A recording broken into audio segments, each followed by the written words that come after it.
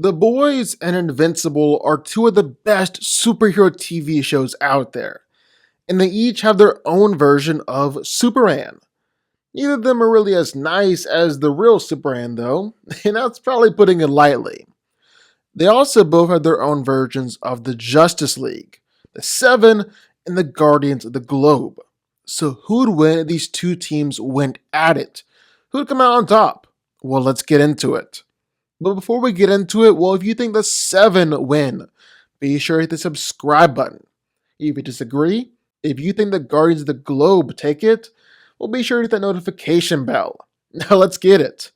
So the Seven are kinda unique, because while they masquerade as a superhero team like the Avengers or the Justice League, they're essentially more like celebrities than actual heroes.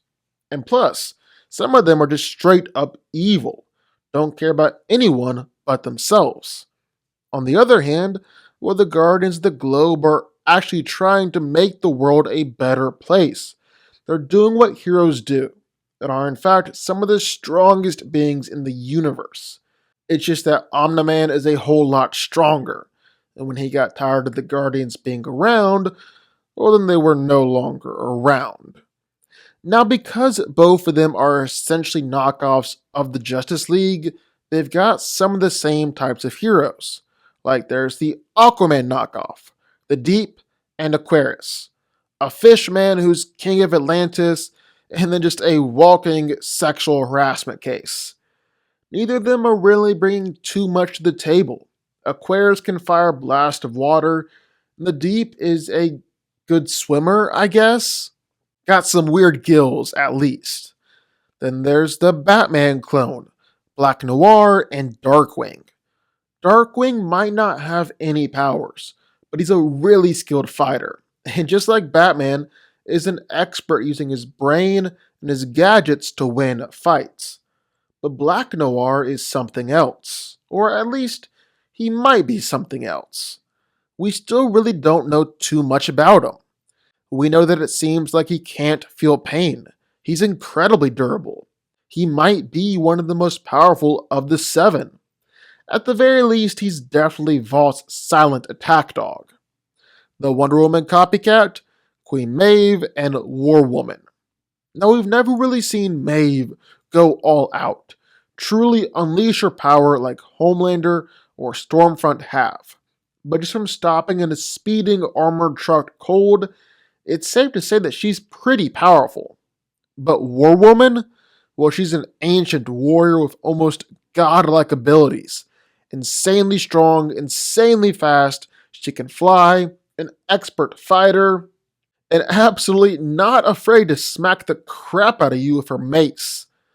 Last but not least, well, the Flash ripoff, A-Train and Red Rush. A-Train is insanely fast, rivaled only by Homelander. And even though his addiction issues to Compound V ultimately hold him back, he was still able to beat Starlight in a straight up one-on-one fight. So that's gotta count for something. On the other hand, Red Rush is insanely fast, faster than Omni-Man even. And he can really pack a punch with these super speed hits. I mean, enough to injure Nolan, have him coughing up blood. Of course, that didn't work out too well for Red Rush in the end, though.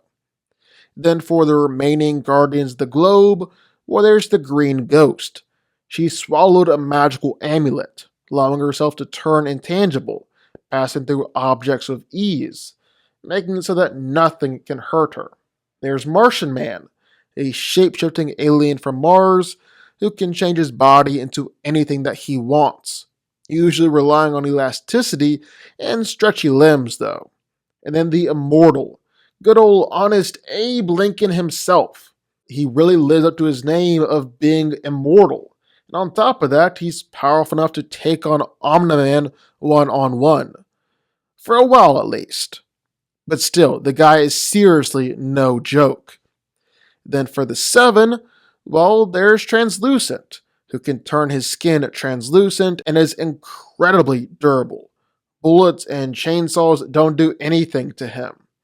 Starlight, who is actually a surprisingly skilled fighter, and can send out blinding flashes of light.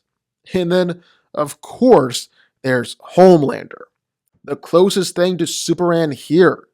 This sociopath is the pinnacle of power over in the boys' universe.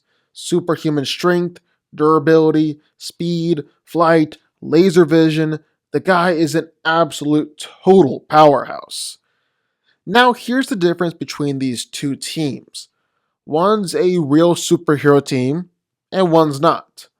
One's fighting against a whole variety of different metahumans and aliens and demons and all other creatures.